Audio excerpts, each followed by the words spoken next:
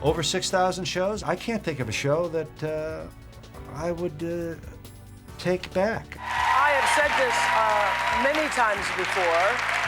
If it wasn't for Phil Donahue, there would never have been an Oprah show. When I first got my own talk show in Baltimore years ago, I watched him so much I had to stop watching him because I found myself on the air going, is the caller there? Is the caller there?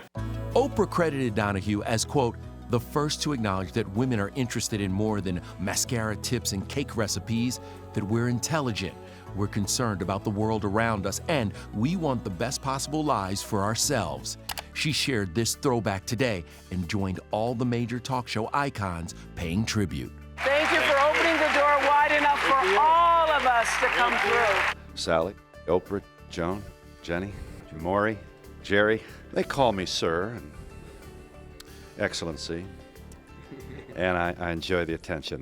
Montel Williams called Donahue the godfather of talk shows. Ricky Lake praised Phil as an absolute pioneer, and so much love from Geraldo Rivera and Sally Jessy Raphael, who both spoke exclusively with ET Today. What were your first thoughts when you heard the news? Shock, just that terrible, empty feeling you get when somebody has been so important in your life. He started in Dayton, Ohio, with a live audience, which was revolutionary because you got immediate interaction between the host, the guests, and the public. We would not have survived 29 years if it weren't for the studio audience. I'm proud of that. Oh, look at that. That's Phil wearing red glasses. When you look at that picture, what does that do for you? When I see the photo, I see that man who's able to talk. He changed broadcasting. He was someone who understood something very revolutionary in this country. That is that the audience at home during the day has a brain. We had no desk, no couch, no band. What we discovered was issues. Issues can make you go. You don't have to have stars if you've got an issue about which the audience cares.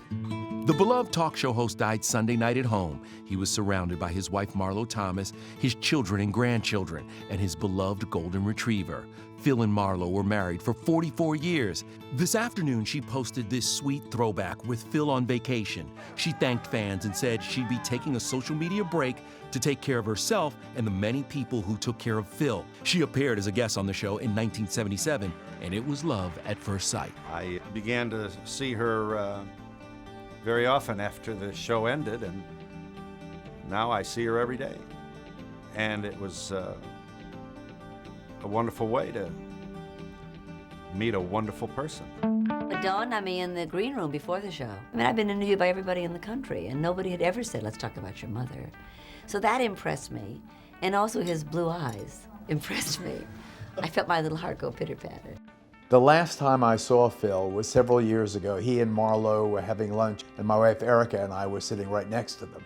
So they were so gracious and so open and so welcoming. And it was just, so clear what a pure heart he had, and what a great couple, power couple, and compassionate couple that they made. I feel very, very blessed to have had a talk show serve as Cupid.